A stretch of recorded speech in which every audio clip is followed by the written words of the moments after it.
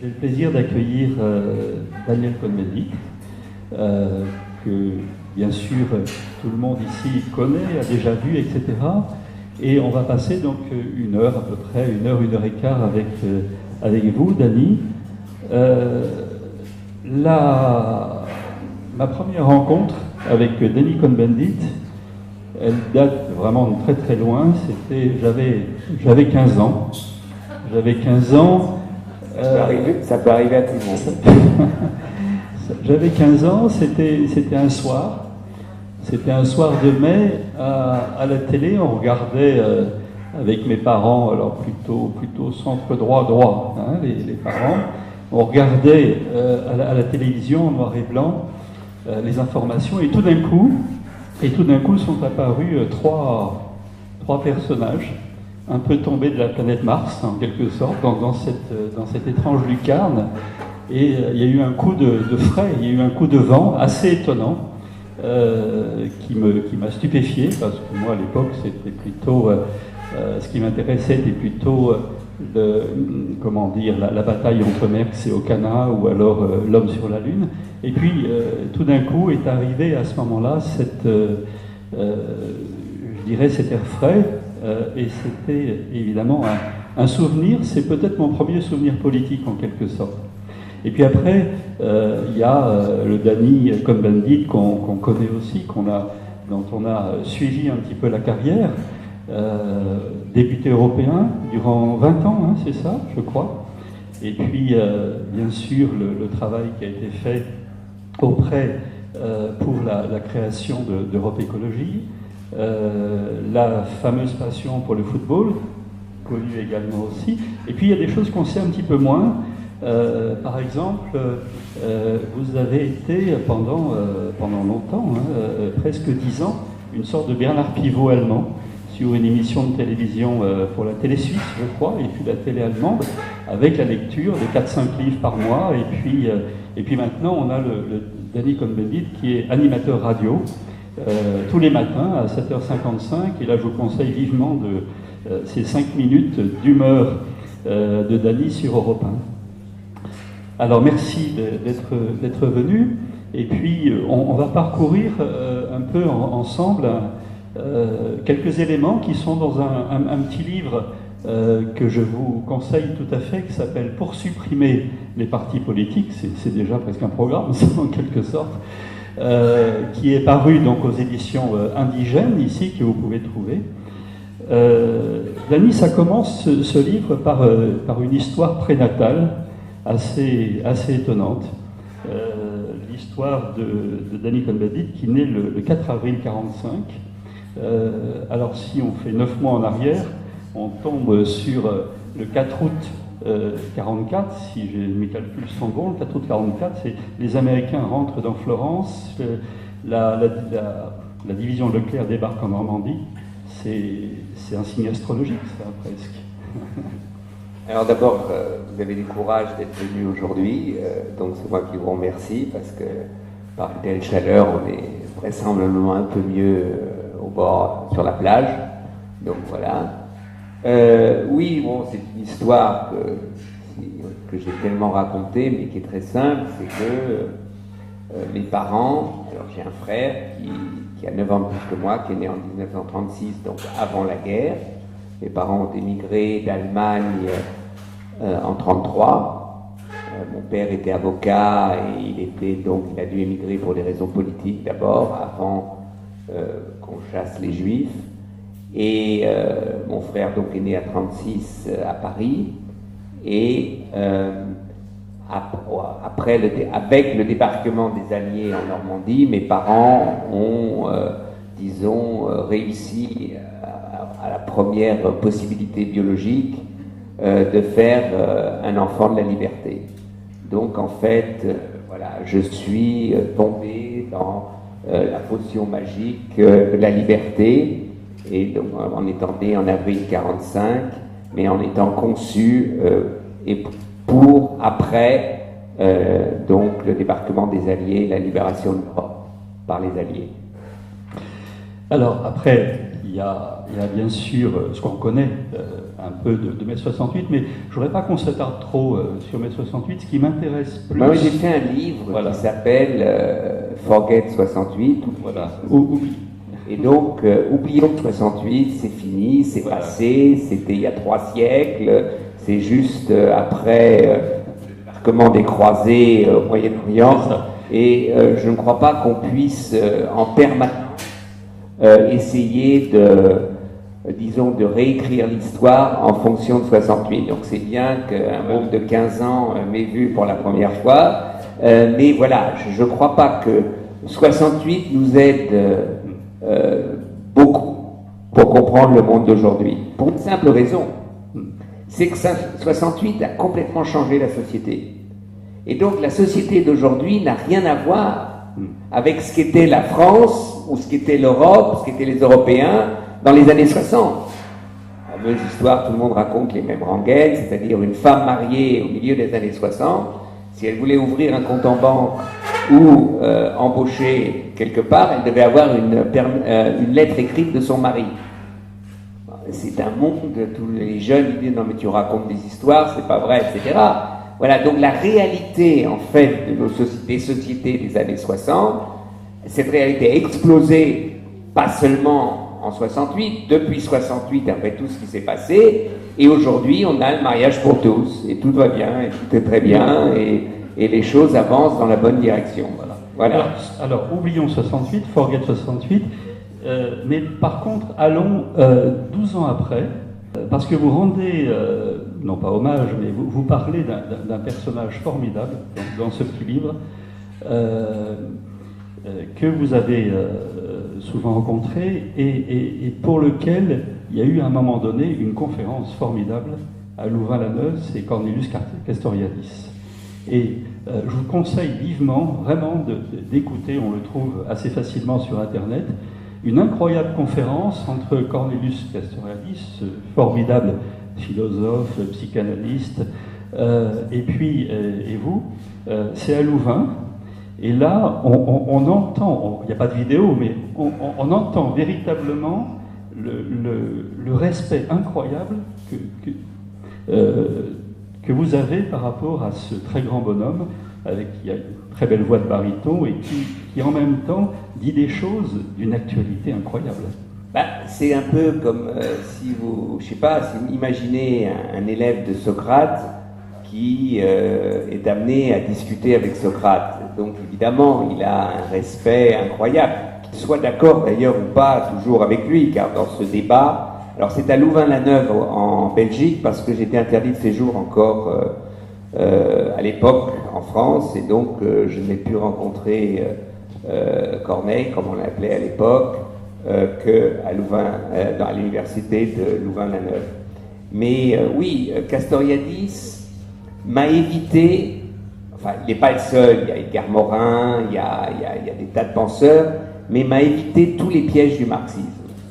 C'est-à-dire que son expérience politique et ce qu'il a écrit dans Socialisme ou Barbarie, dans ses livres, m'ont permis, en fait, tout de suite de passer au-delà du marxisme.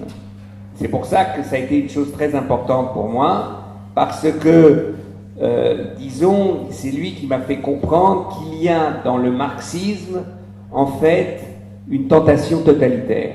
Pour la simple raison que le marxisme, se voulant scientifique, ce qui en découle comme politique, c'est de la science. Donc si c'est de la science, 2 et 2 ça fait 4, c'est pas la peine de discuter pendant longtemps. Et je crois que c'est un des grands problèmes des marxistes, c'est qu'ils ont toujours une analyse de la société, des événements, et il n'y a pas d'alternative à cette analyse. Et donc, toute cette analyse de la lutte de classe qui inévitablement nous amènera vers le socialisme, manque de peau, on pourra attendre encore longtemps. Inévitablement, rien n'arrive. Et donc, c'est un peu cela, plus la critique du Parti communiste, du communisme, voilà. Donc, Cornelius Castoriadis, c'était pour moi cet homme. Voilà. Il y a aussi une notion qui est très forte dans ce qu'il raconte et qui me semble également extraordinairement actuelle, c'est la notion d'autonomie. à la fois individuelle et collective. Alors c'est un peu, il a résumé pour moi avant la lettre tout ce que je pense aujourd'hui politiquement, c'est-à-dire que aujourd'hui la chose la plus importante, c'est que nos sociétés ou les citoyennes et les citoyens trouvent aussi bien une capacité d'autonomie individuelle, donc de choisir leur vie. Ça, c'est un peu le côté sartrien, si on veut. On est maître de sa vie, on a un choix, on a une liberté. Et cette liberté, on ne peut en fait, disons, l'assumer que si nous avons une force d'autonomie qui nous permet de réagir après collectivement avec d'autres. Donc, il y a l'autonomie individuelle et l'autonomie collective, c'est-à-dire de ne pas dépendre d'une idéologie, d'un État, mais disons d'un processus de réflexion collective qui nous amène à des positions politiques. Alors dans ce petit livre, il y a une deuxième personne qui est citée, sur lequel vous avez aussi, on le sent, beaucoup d'admiration, parce qu'elle vous a amené à l'écologie politique. C'est André Gorz, Michel Bosquet. Et on sent bien que entre Castoriadis et André Gorz, finalement, il y a la construction d'une pensée qui est encore celle, finalement, d'aujourd'hui.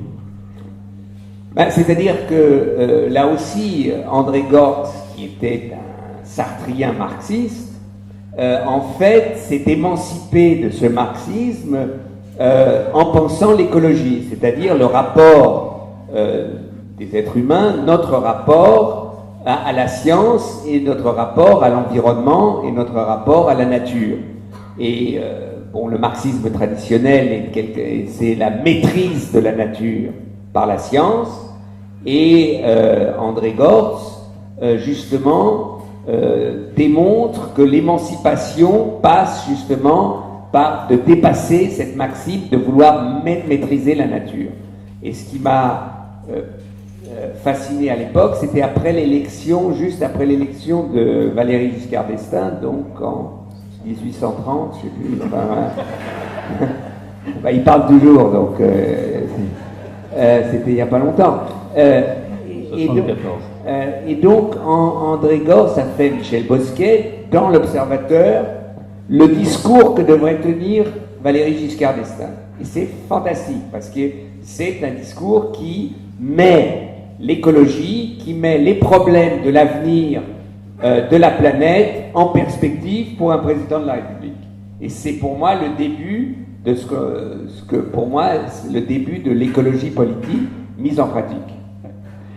Alors, entre les deux, après, se pose notamment vis-à-vis de la problématique de l'autonomie, toute une réflexion qui est très intéressante dans ce petit livre autour du parti, des partis. Il y a aussi des choses pas intéressantes dans ce livre. Oui, oui.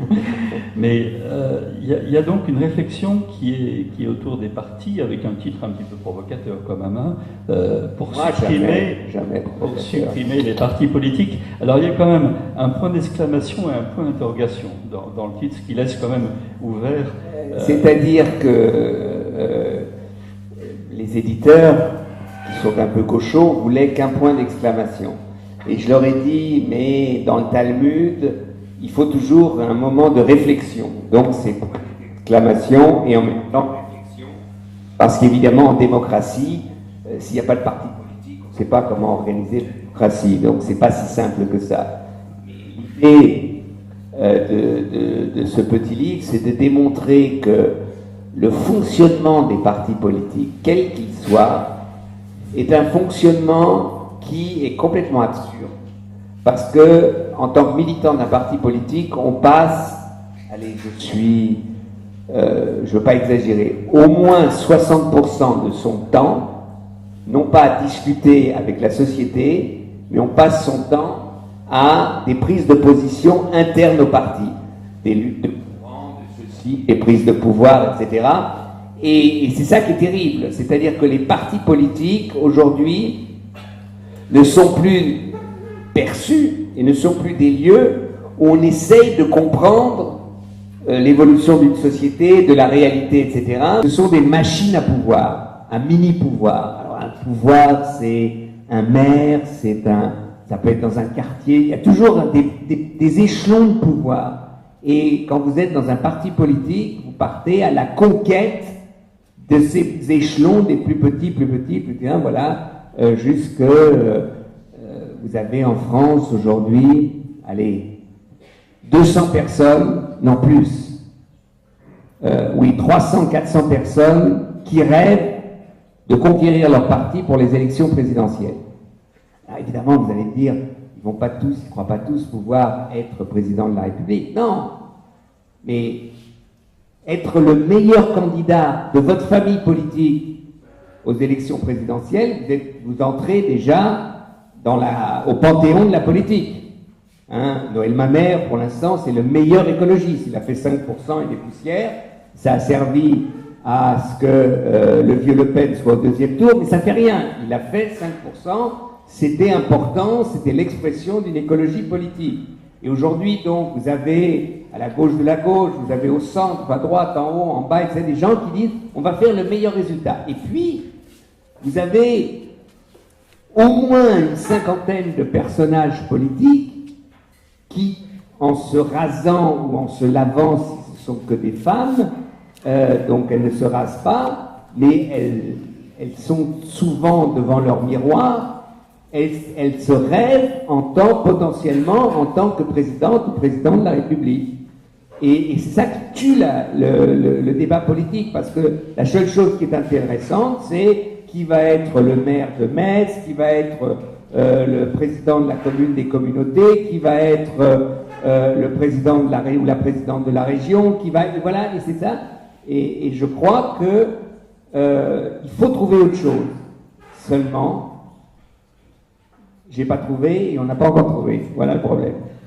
Dans le livre, dans ce livre, vous dites, bon, ok, pas de parti politique, mais quelque part, il faut monter une sorte de mouvement. Un mouvement. Qu'est-ce que c'est qu'un mouvement? C'est la coopérative, telle qu'elle a été imaginée à un moment donné autour de Vert. Quel serait, par quoi on remplace les partis? On les remplace ou pas? Bon, l'expérience, mon expérience maintenant, puisque j'ai une expérience limitée des partis politiques. Les seuls partis auxquels j'ai adhéré, c'est en Allemagne les Verts allemands et en France donc les Verts. Et après, on a réussi ce coup de force assez incroyable et inimaginable d'Europe Écologie pendant et après les élections européennes de 2009. Et là, tout d'un coup, on avait un boulevard, un espoir de créer. On ressentait, j'ai ressenti, et on a ressenti dans cette campagne électorale, qu'il y avait beaucoup de gens qui espéraient que quelque chose de nouveau puisse émerger politiquement. Et donc, on a essayé des tas d'imaginer des fonctionnements. La coopérative, c'est que des gens nous rejoignent sur des points dont ils veulent nous rejoindre sans avoir besoin de s'encarter absolument dans un parti, etc. Donc de créer un lieu dans chaque ville, dans chaque quartier, un lieu de réflexion qui soit intéressant et où on ne parle pas simplement de politique.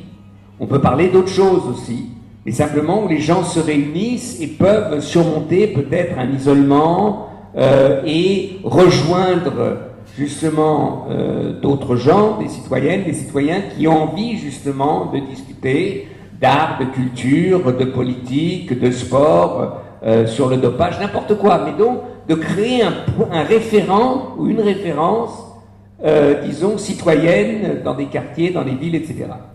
Mais on a raté parce qu'il y avait les Verts qui, eux, étaient une structure de parti où il y avait des postes à pourvoir, des élus à pourvoir, des échelons à conquérir, etc., etc. Mais je veux dire que la défaite, pour moi, d'Europe Écologie, c'est pas simplement la faute des autres, c'est mon incapacité ou l'incapacité de ceux qui ont initié Europe Écologie à persévérer et à démontrer qu'autre chose était possible. Donc je ne veux pas non plus faire porter, disons, le problème seulement aux autres. Alors, il y a aussi des passages intéressants sur lesquels vous parlez un peu de la façon dont les choses peuvent bouger, et puis et vous prononcez en quelque sorte finalement pour un réformisme subversif. Alors j'ai bien aimé cette formule, c'est un oxymore pratiquement ou pas? Ben, je veux dire, d'abord, le réformisme aujourd'hui, disons à gauche, aujourd'hui est mal vu. Moi, je ne crois pas que l'on peut changer la société, ou je ne crois plus, je ne sais pas si je l'ai cru, hein, par la révolution comme ça. Les changements de société, ce sont une évolution qui, en fait, se structure par des réformes. Parce que, c'est ça le problème de tout changement dans la société, il faut conquérir une majorité pour changer les choses.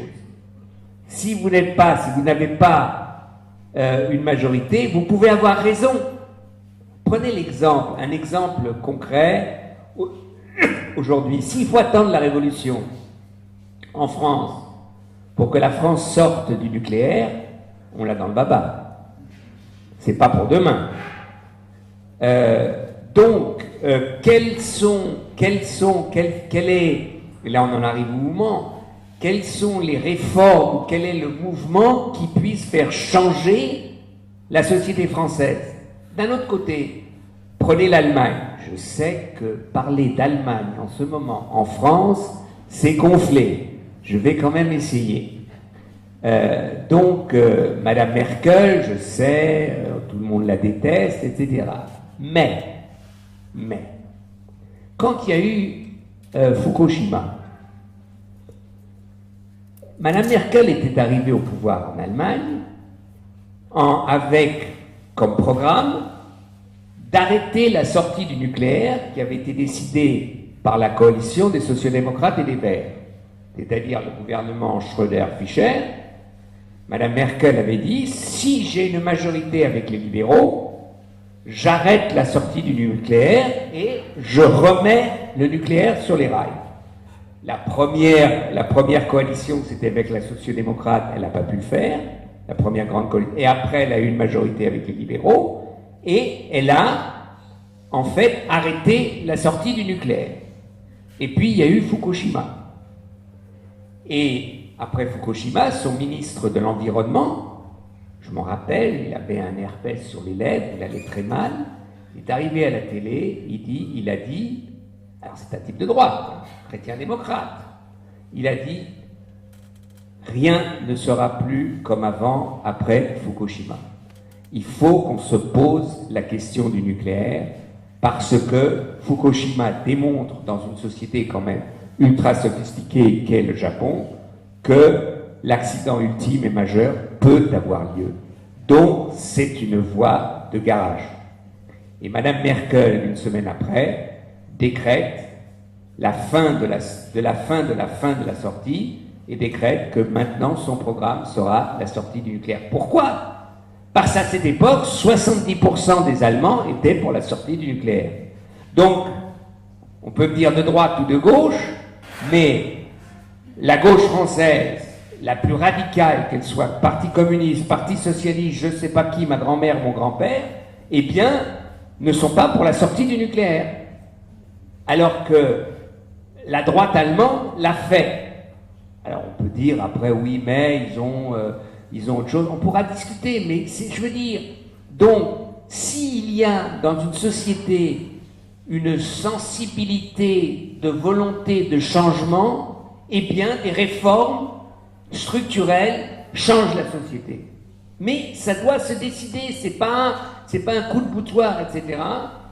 Et pourquoi je dis subversif? Parce qu'il y a des moments comme ça où une réforme, si vous avez une ligne de chemin de fer complètement parallèle, mais s'il y a à un moment une des deux voies qui de 2% en fait va dans une autre direction, au bout de 100 km, c'est déjà, il y a un grand fossé. Et donc, je crois qu'il y a des réformes qui changent la société de fond en comble. Alors, c'est plus facile sur des problèmes de société.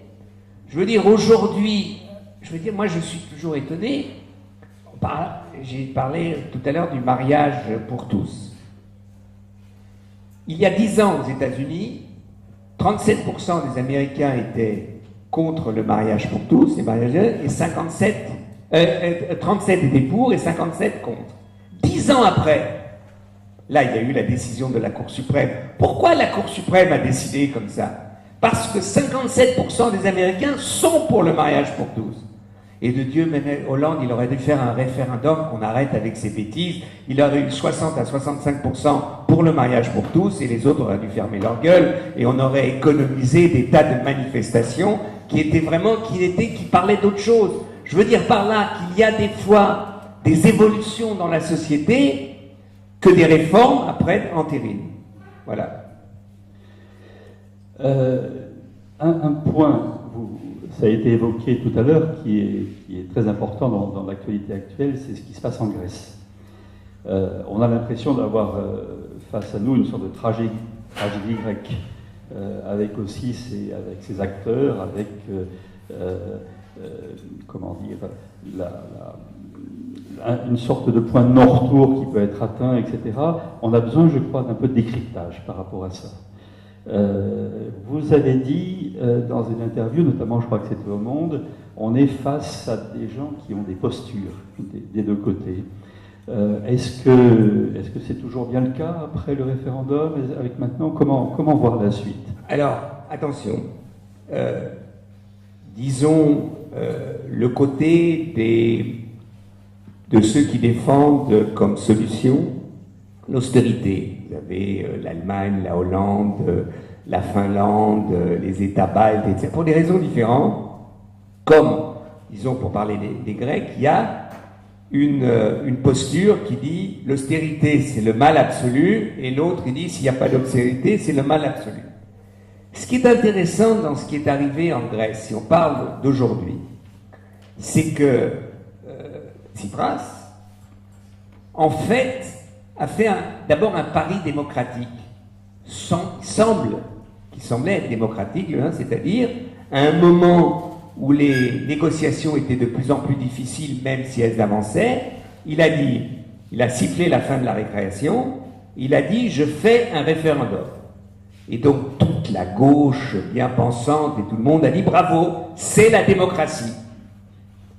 Mais Merkel aurait pu dire « c'est ton droit absolu, moi je fais un référendum en Allemagne. Est-ce que vous voulez donner de l'argent, continuer qu'on donne de l'argent aux Grecs ?» Elle a 80% de non. Donc c'est... Alors on dira, oui, mais les Allemands n'ont pas le droit de voter, parce qu'ils étaient méchants dans l'histoire, donc on ne peut pas compter ce qu'ils veulent. Oui, on peut se raconter des histoires après.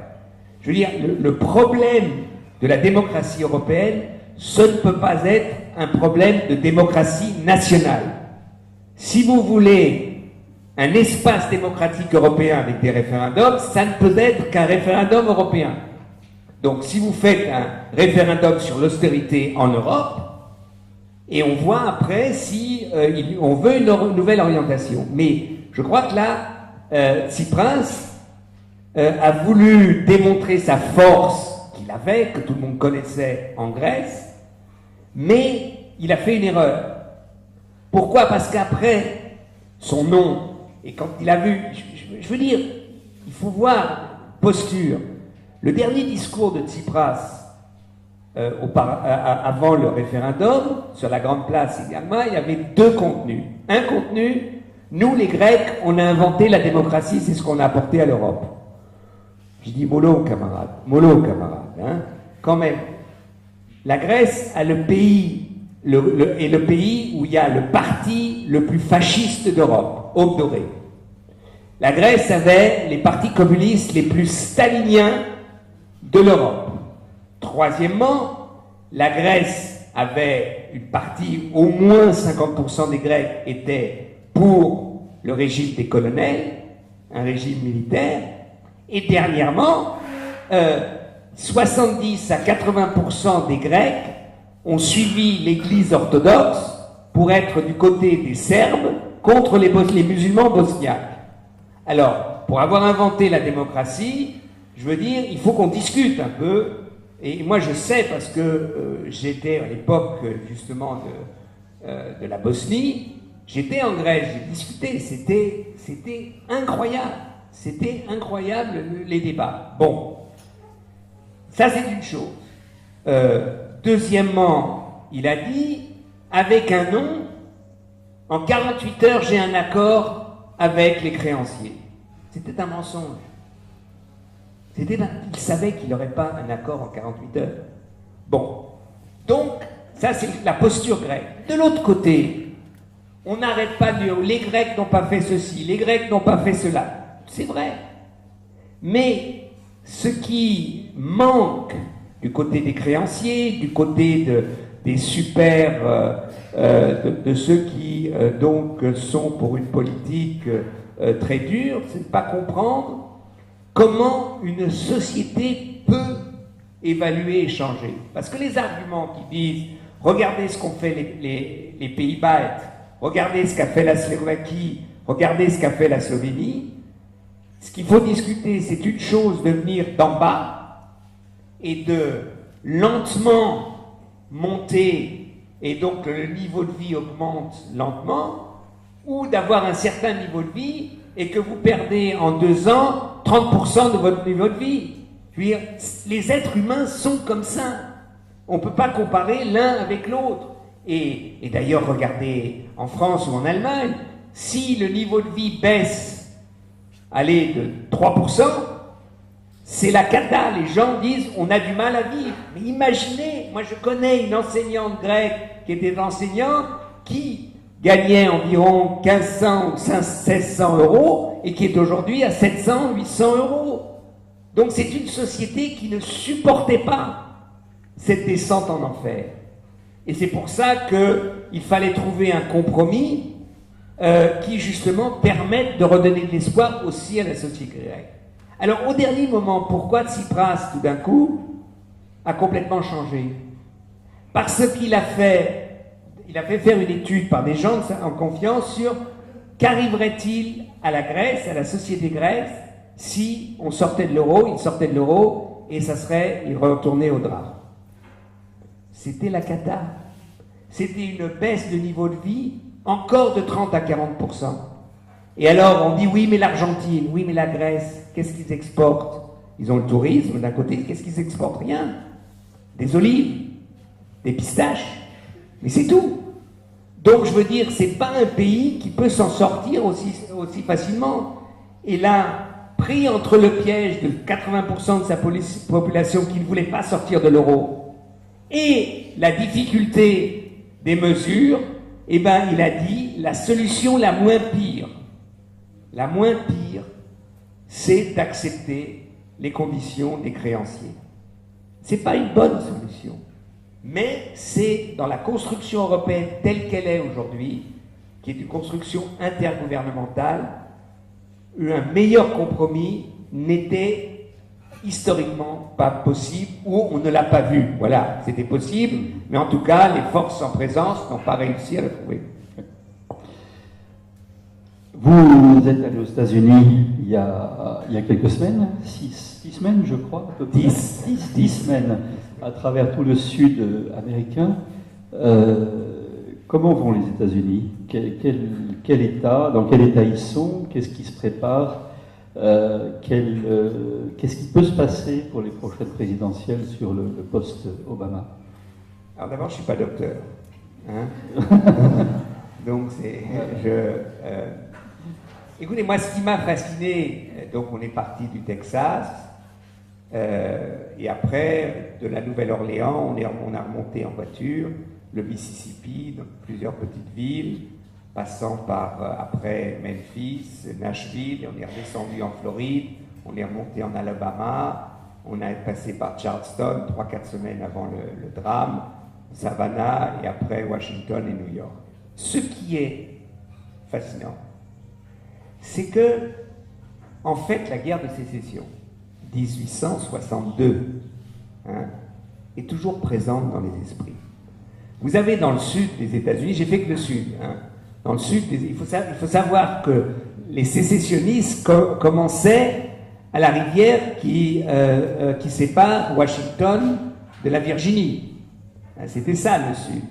Et il faut savoir que si vous prenez la carte électorale de l'élection Obama, à part la Virginie qui a évolué et la Caroline du Nord, tous les États sécessionnistes ont voté contre Obama.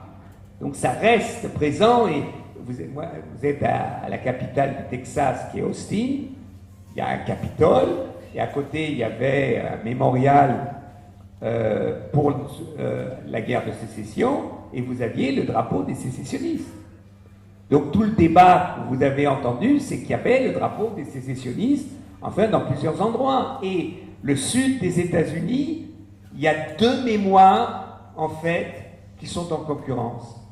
Il y a la mémoire de la guerre de sécession, 1,5 million de morts. C'était la guerre la plus meurtrière qu'avaient vécu les États-Unis.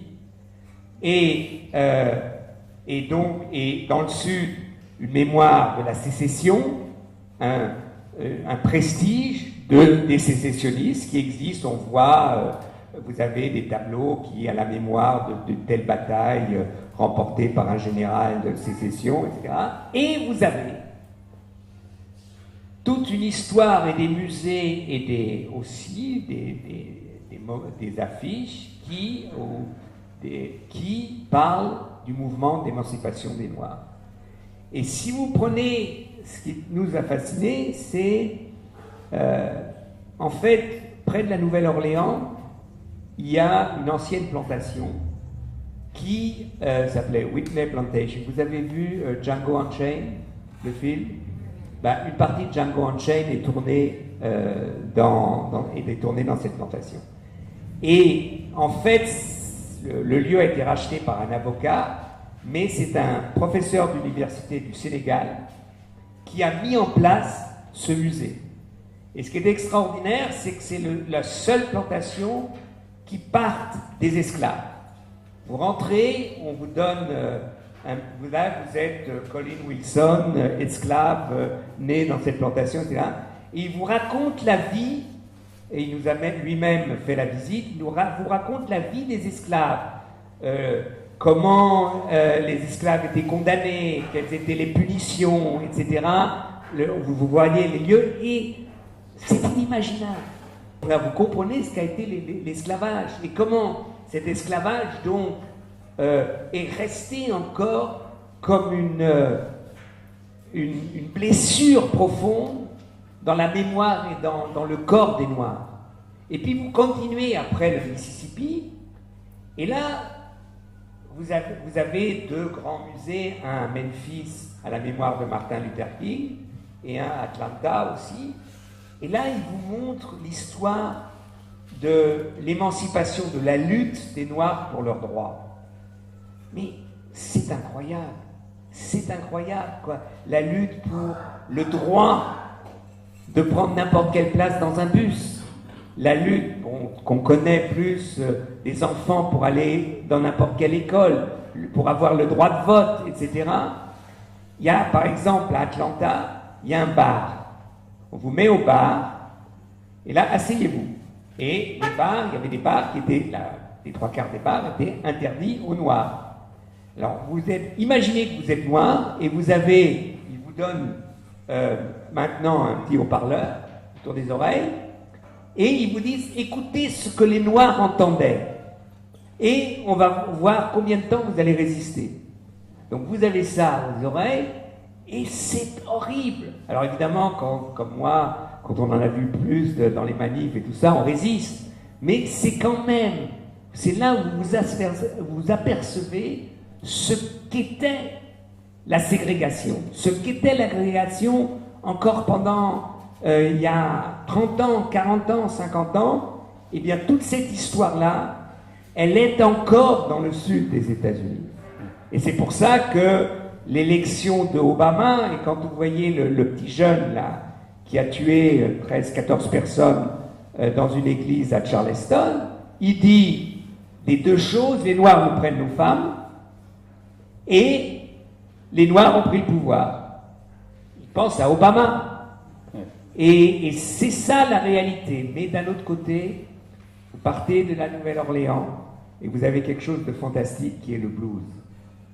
Et là, de ville en ville, vous avez cette musique incroyable qui exprime tout le chagrin, la douleur, mais la volonté de vivre des Noirs qui s'exprime par le blues.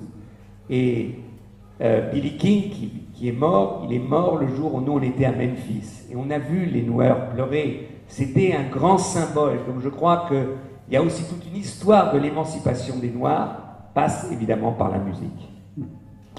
Et cette émancipation, elle se termine aussi, ou tout au moins elle se prolonge avec Obama, qu'on a senti extrêmement ému à Charleston lors de la cérémonie religieuse. Et ça, c'était un grand moment. Je pense que c'est un basculement peut-être de son Le problème de Barack Obama, c'est une fois élu, il a voulu démontrer qu'il n'est pas le président des Noirs. Il est le président des États-Unis, des Blancs et des Noirs et des Mexicains, des Espagnols, de tout le monde. Et donc il a voulu démontrer pendant très longtemps qu'il était vraiment le président de tous les Américains. Et donc la population noire lui en a voulu.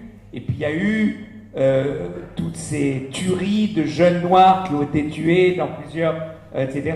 Et Obama a commencé à parler, et Charleston, ça a été la goutte qui a fait déborder le vase. Et là, il est redevenu l'Obama de sa campagne électorale. Je ne sais pas si vous avez vu la vidéo quand il chante.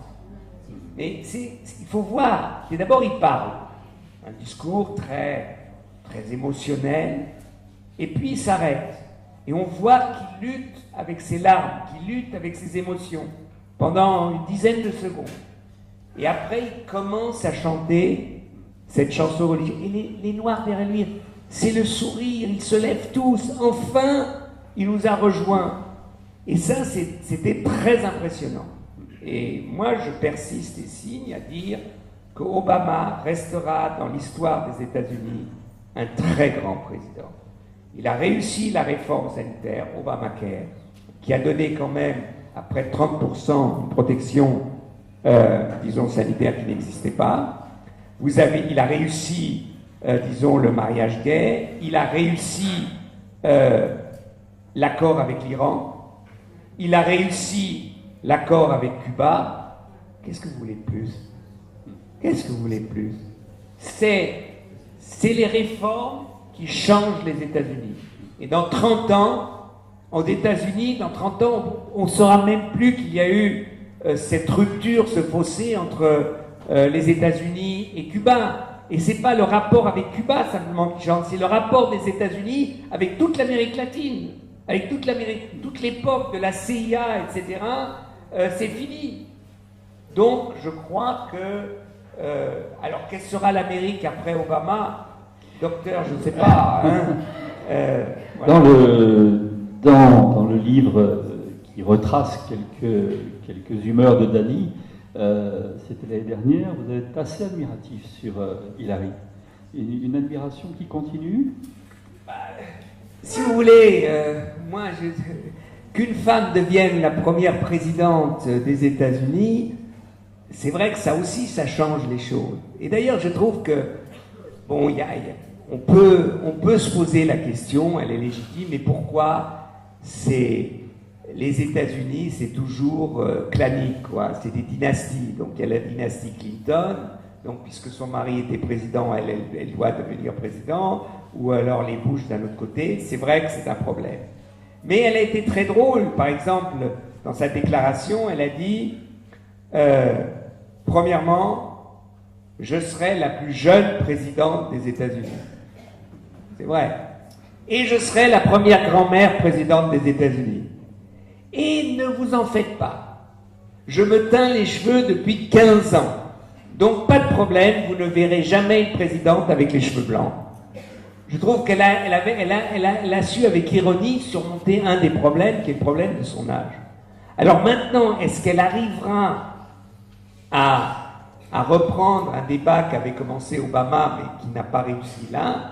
C'est plus d'égalité sociale aux États-Unis. Si c'est ça son programme, elle peut réussir.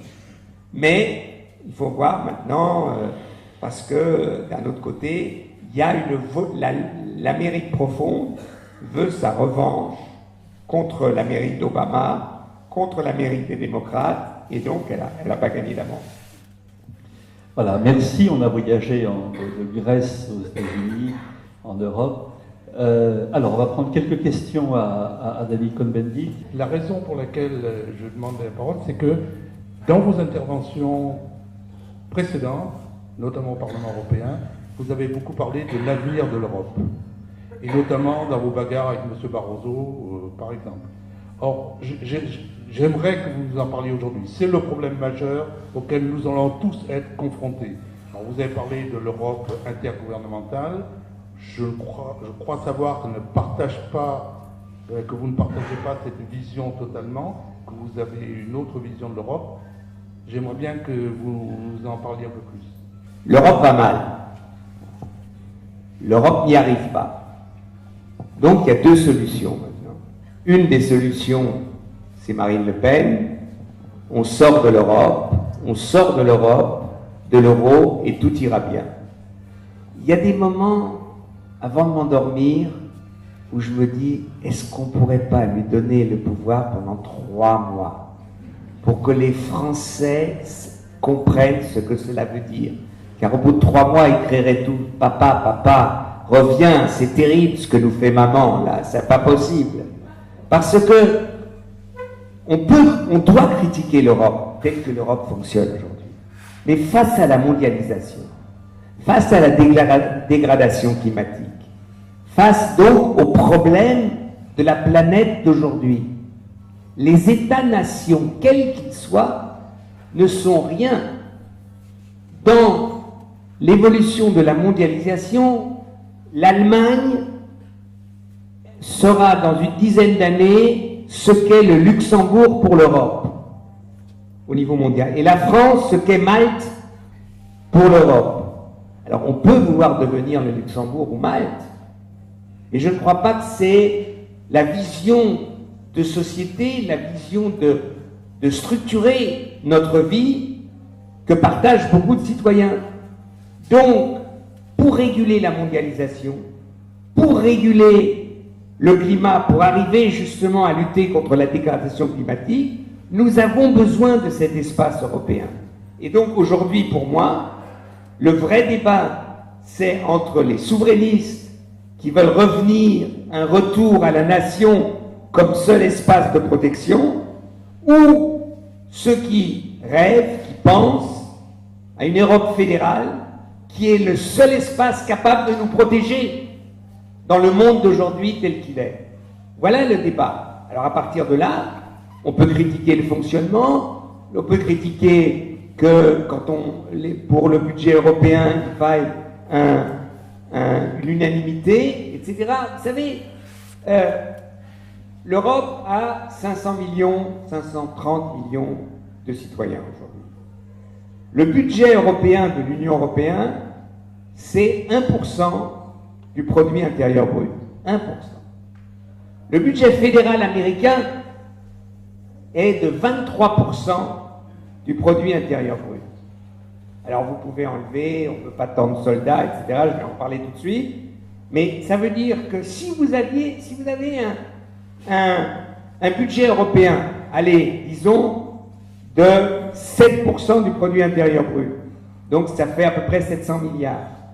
Le problème de la Grèce serait résolu en une proposition de la Commission, et vous avez 2 chambres, le Parlement européen et les représentants qui devraient donc corriger et trouver un compromis, mais les 100 milliards nécessaires c'était pas un accord des représentants des gouvernements, mais c'était 100 milliards qui sont dans le budget européen sur 3 ans, et que dans un processus démocratique, eh bien, on décide d'une aide et on décide aussi des réformes nécessaires en Grèce pour justement que cet État devienne un État capable justement de récolter les impôts, etc., etc.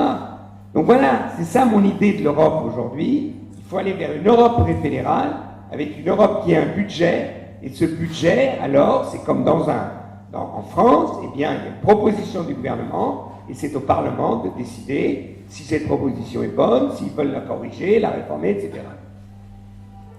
Vous savez combien il y a de soldats en uniforme en Europe? 2 millions. Vous pouvez me dire pourquoi faire? Qu'est-ce qu'ils sont capables de faire? 2 millions de soldats. Si vous prenez les 28 États européens, 2 millions. Moi, je suis pour une armée européenne, 350 000 soldats. Vous économisez de l'argent et vous pouvez faire une armée de métiers capable, dans des situations comme on a aujourd'hui avec l'État islamique, comme on a dans certaines régions de la planète, d'intervenir. Et on ne peut plus aujourd'hui. Alors on pouvait être contre l'intervention franco-britannique en Libye. Un autre débat, on peut l'avoir, mais ce qui était intéressant, c'est qu'au bout de 7 jours d'intervention, non 6 jours d'intervention franco-anglaise en Libye, ils ont dû crier papa parce qu'ils n'avaient pas assez de munitions pour continuer, et c'est les Américains qui leur ont donné. Moi, je suis pour une Europe capable qui n'ait pas besoin des États-Unis, qui peut s'allier aux États-Unis, qui n'ait pas besoin de la Russie, qui peut s'allier ou être contre, mais qui soit capable de tenir le choc dans le monde tel qu'il est aujourd'hui. Voilà, c'est très simple. C'est pour ça que je dis aujourd'hui, l'Europe telle que l'Europe existe, et c'est une Europe malade, il faut guérir l'Europe, mais pas en revenant en arrière, mais en allant de l'avant vers une Europe fédérale. Je suis pour les États-Unis d'Europe. C'est simple. Alors vous allez dire, est-ce que je vais voir le jour des États-Unis d'Europe? Je crois pas. Mais nous voyons, quand François Hollande lance le débat, enfin, il y en a d'autres qui lancent depuis des années sur la gouvernance de l'euro, etc., nous voyons que ce genre de sommet européen tel qu'on les a vécus sur la Grèce, ça ne peut pas fonctionner. Je ne crois pas que les chefs de gouvernement, quels qu'ils soient, ce sont de super femmes, de super hommes, mais de passer une nuit blanche pour résoudre une crise, moi je ne crois pas que ça soit très fonctionnel. Je ne crois pas qu'il en sorte quelque chose de très intelligent. Puis d'abord, après les sommets, il y a les fonctionnaires qui doivent recadrer tout ça. Bien, c'est complètement fou ce que vous avez décidé, ça ne peut pas marcher, etc. Donc, je suis pour un espace démocratique européen, et cet espace, c'est justement une Europe fédérale. Oui, vous avez dit tout à l'heure que vous ne croyez plus que les révolutions peuvent modifier les choses et que pour qu'on puisse avoir des évolutions, il était nécessaire d'obtenir des majorités. Moi, il me semble quand même que les révolutions ont fait leur preuve tout au long de l'histoire et pardon, ne serait-ce que mai 68, dont vous avez dit justement qu'elle avait transformé la société. Mai 68, c'était extraordinaire, c'est qu'on n'a pas pris le pouvoir. On n'a pas pris le pouvoir. Laissez-moi juste finir. Dieu nous a protégés. Il n'existe pas, mais là, il nous a protégés. Et par ailleurs, on nous a consulté sur la construction européenne et sur des traités sur lesquels nous nous sommes majoritairement positionnés contre, et pour autant, ça n'a pas été pris en compte et ça n'a rien changé. Donc, alors, les révolutions ont lieu quand des sociétés sont incapables de se réformer. L'explosion de 68, c'était l'incapacité du régime gaulliste à réformer la société. Le régime gaulliste avait eu la force, en fait, de donner une nouvelle dimension à l'économie française, par exemple, mais tout ce qui était l'organisation de la société, de la vie de la société, c'était le monde de Tantivonne, mais que, disons, les jeunes et la société étaient autre part. C'est ça qui a explosé. Seulement, et c'est ça qui est intéressant, le génie de Gaulle en 68, c'était quand il a vu que rien ne passait. Il a proposé un référendum, ça n'intéressait personne. Il a appelé aux élections. Et à l'époque, l'alternative, c'était De Gaulle ou le Parti communiste. Les Français ont voté De Gaulle. Ils ne voulaient pas de la Russie. Il n'y avait pas d'autre alternative. Donc vous voyez que dans une période révolutionnaire, en fait, c'est la réaction qui a gagné pour la simple raison qu'une alternative crédible, capable de gérer un pays, n'existait pas. Écoutez, c'est ma plus grande défaite. C'est ma plus grande blessure.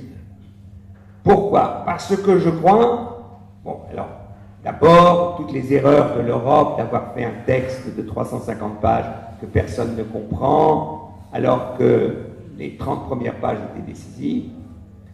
Donc, de donner une dimension, disons, une nouvelle dimension à l'Europe par une constitution, par un texte constitutionnel, ça me paraissait juste. Seulement voilà, et ça je l'ai dit tout à l'heure sur le référendum aussi, Tsipras.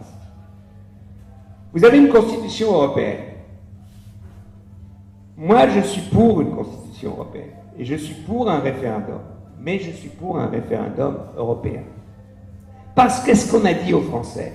On a dit refusez cette constitution et chacun a inventé ce qu'il veut. Si la constitution passe, nous disait Mélenchon, eh bien, la France laïque est finie. On n'aura plus le droit de faire ceci, l'avortement sera interdit. Rappelez-vous tout ce qu'on nous racontait. Et surtout, l'autre jour j'ai rencontré Fabius et je lui ai dit, Laurent, le plan B, s'il te plaît, maintenant que tu es ministre des Affaires étrangères, tu dois l'avoir trouvé dans son... Parce qu'il nous avait dit, il y a un plan B. Alors dis-nous, où il était le plan B, parce qu'on ne l'a pas trouvé. Il dit non, c'est une autre histoire. D'accord, c'est une autre histoire. Je dis par là qu'on a dit aux Français, écoutez, vous votez non, et tout continuera de la même manière. C'est vrai. Parce que si vous voulez poser une question par référendum, en France, c'est simple. Est-ce que vous voulez sortir de l'euro? Est-ce que vous voulez sortir de l'Europe? Ben, qu'elle le fasse, Marine Le Pen, ce référendum. Et vous aurez 70% des Français qui diront niet. En français, non. Pour la simple raison que c'est ça. Donc moi, je suis contre les référendums qui ne servent à rien. Et le référendum grec, à la fin, c'était la même chose. Il ne pouvait pas, nationalement, mais si vous faites un référendum sur la Constitution européenne, c'est un référendum dans toute l'Europe. Et la Constitution est adoptée si la majorité des Européens se prononce pour le oui, et si une majorité de pays se sont prononcés pour le oui, pour que les grands pays ne soient pas plus forts que les grands. Bon, alors là, oui, et vous avez un débat européen, et non pas un débat national, et 27 débats nationaux. Et je peux vous raconter des histoires, ceux qui se racontaient en Hollande, qui eux aussi ont voté non, mais les Espagnols ont voté oui, un autre pays a voté oui, alors qu'est-ce qui compte? Le vote des Espagnols qui disent oui ou le vote des Français qui disent non? Qui a le plus raison? Si vous vous mettez d'un point de vue national, les Français diront c'est nous, les Espagnols diront c'est nous, les Hollandais diront c'est nous, et la construction européenne, vous l'avez dans le baba.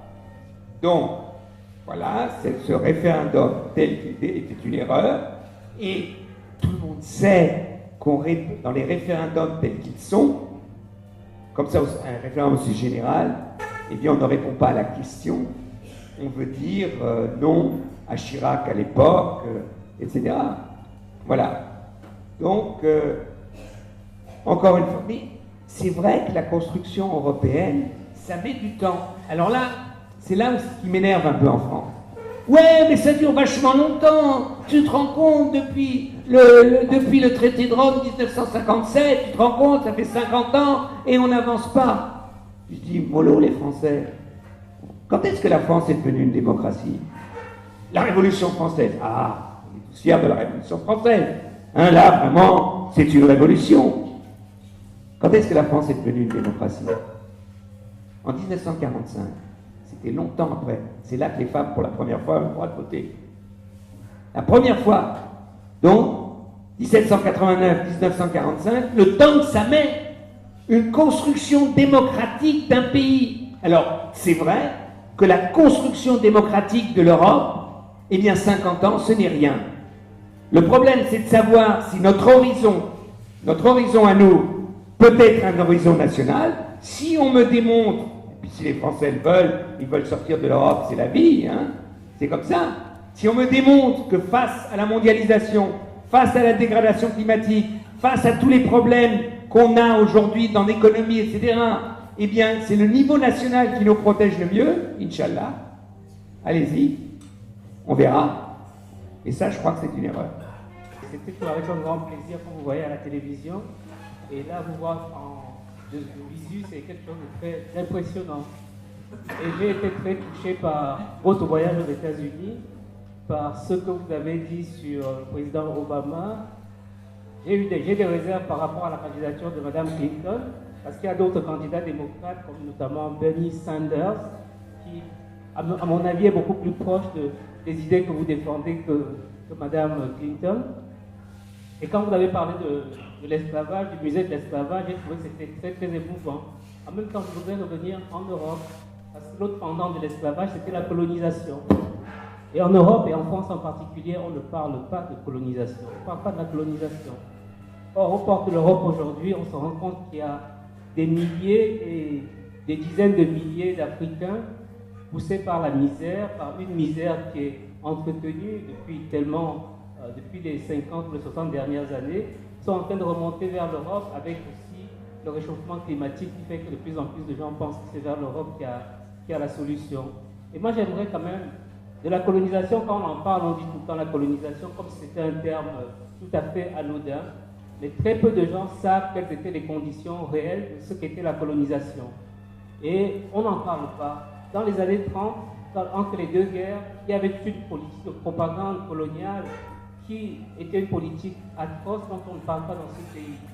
Le racisme et même toutes les solutions qui ont été proposées par la suite pour les pays du Sud, notamment la création du FMI et les solutions qu'on propose pour la Grèce aujourd'hui, sont très proches des solutions qu'on a appliquées à beaucoup de pays africains et qui les ont foutus dans des situations très difficiles et où on n'en sort pas. Donc j'aimerais que vous me disiez, M. Cohn-Bendit, par rapport à la colonisation, qu'est-ce que vous en pensez? Qu'est-ce qu'il faudrait faire? Parce que le racisme et beaucoup de problèmes qu'on a aujourd'hui restent encore liés à cette mémoire qui est tue. Rapidement sur Sanders, il n'a aucune chance de gagner.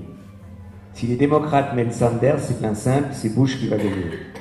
C'est comme ça, parce que le problème, c'est comme si moi je me présentais aux élections présidentielles. Il y a des tas de gens qui trouvaient ça formidable, seulement j'ai aucune chance de gagner. J'ai aucune chance d'avoir 50% en France. Et Sanders, c'est la même chose. Donc il a des idées intéressantes, je suis tout à fait d'accord avec toi, mais je veux un candidat démocrate capable de battre Bush. C'est ça, c'est le moins pire. Donc voilà pour Hillary. Sur la colonisation, oui, tu as tout à fait raison. Oui, Jules Ferry, qui est quand même l'idole de toutes les réformes scolaires, était un colonialiste avéré. Oui, c'est vrai. Le problème maintenant, c'est, je ne crois pas qu'aujourd'hui le problème des réfugiés soit simplement, on peut en dire c'est le résultat de la colonisation. Entre la colonisation et aujourd'hui, et la responsabilité de la France, la responsabilité des Européens, qui ont aussi la France, la responsabilité dans l'esclavage et tout ça, et donc la colonisation et la situation aujourd'hui dans certains États africains ou dans le Maghreb, il y a eu les luttes de libération nationale et toutes les aberrations de ces luttes de libération nationale qui n'ont pas réussi. Pour moi, si tu veux, le pays aujourd'hui d'Afrique du Nord qui reste mon seul espoir, c'est la Tunisie.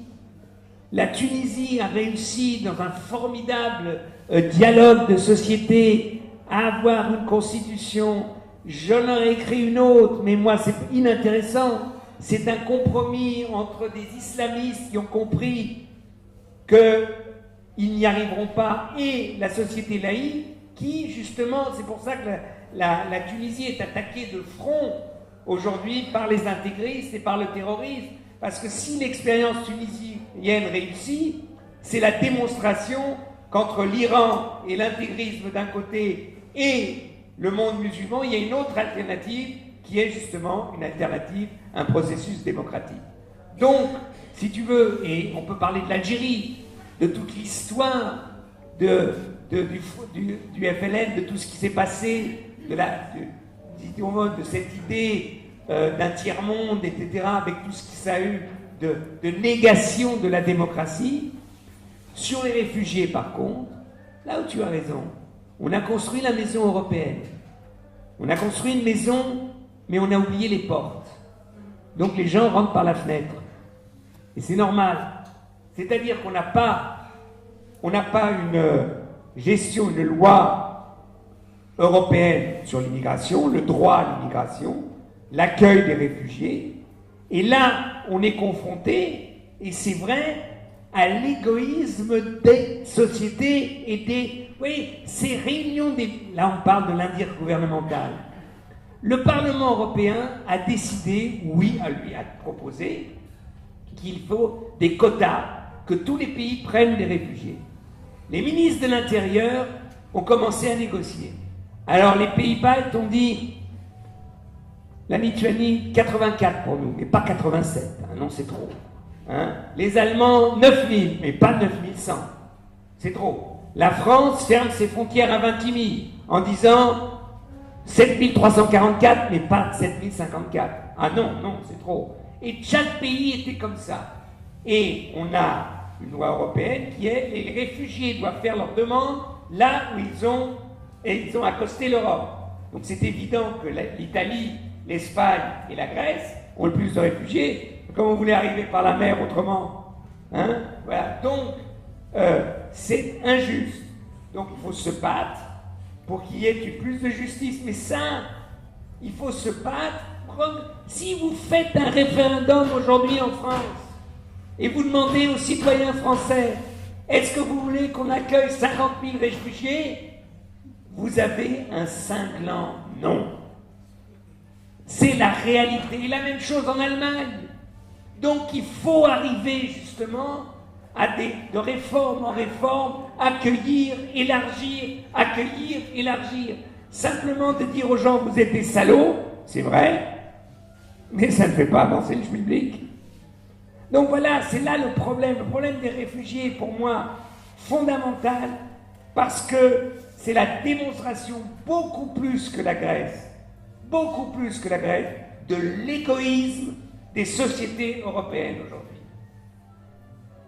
Voilà. Alors maintenant, après, vous savez, je vous donne un dernier exemple.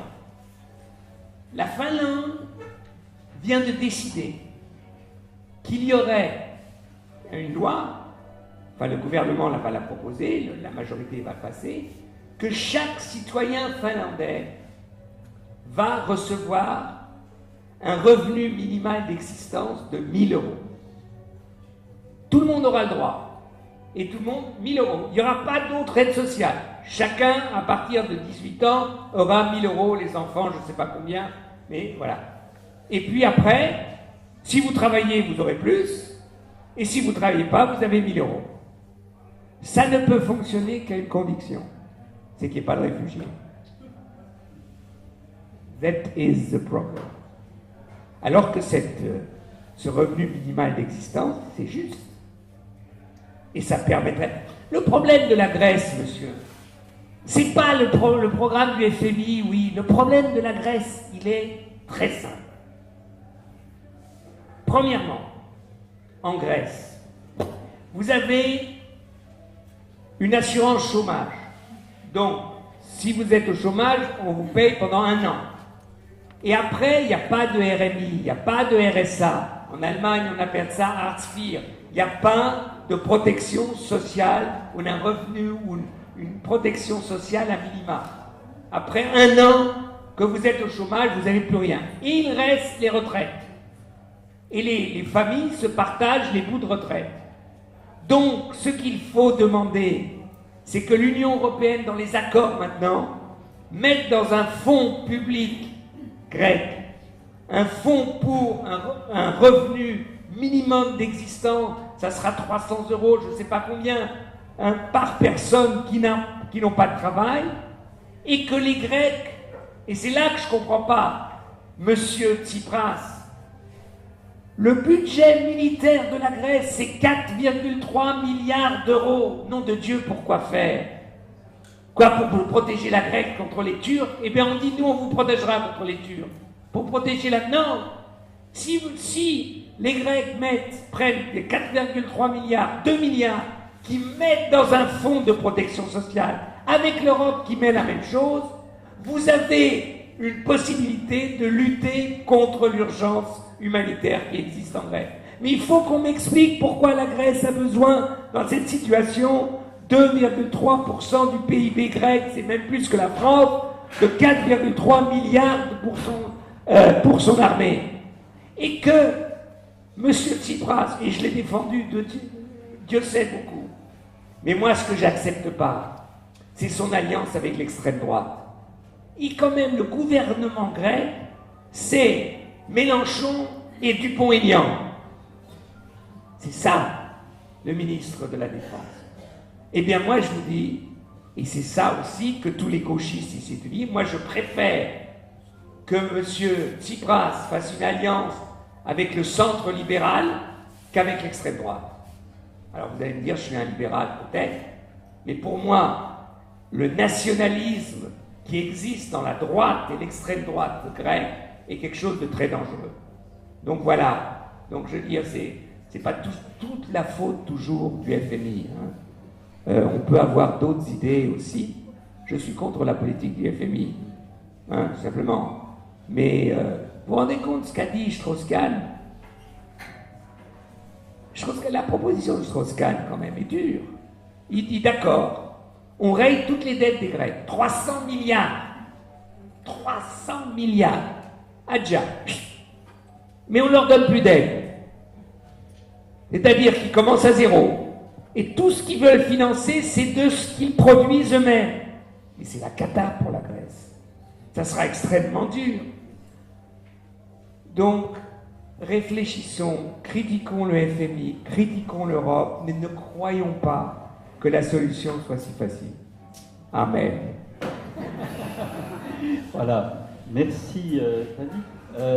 Cette capacité d'indignation et de création, ça rend jeune. Hein, ça permet de conserver presque une immortalité, non, peut-être pas.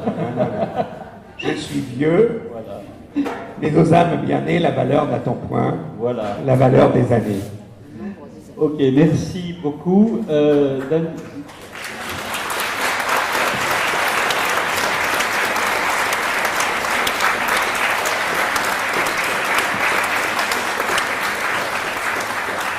Alors, un remerciement aussi à toutes les personnes qui sont passées sur ces éco-dialogues, hein, à Christiane Essel, à Gilles Van der Putten, à Suzanne Georges, Geneviève Azam, et puis maintenant donc à Dany Cohn-Bendit. Dany, deux livres sont ici en vente, éventuellement quelques dédicaces si on a quelques minutes. Merci de votre présence. Merci également infiniment à toute l'équipe du Festival de Thau, parce que il y a une équipe formidable. Et puis en même temps, pendant le festival, ils sont derrière, ils sont dans le back-office, et évidemment c'est totalement frustrant. Alors pour une fois, je crois qu'il y en a plusieurs qui sont ici, et donc c'est bien. L'intervention a été filmée, donc on pourra la retrouver sur Internet également, sur le site du Festival de Thau. Et puis merci aussi à Raquel Adida, une journaliste qui, sur chacune de ces éco-dialogues, est en train de rédiger une sorte pas de résumé, de posts, de petits articles qui sont liés à chacune de ces rencontres. Voilà, merci à tous, merci à toi Dany.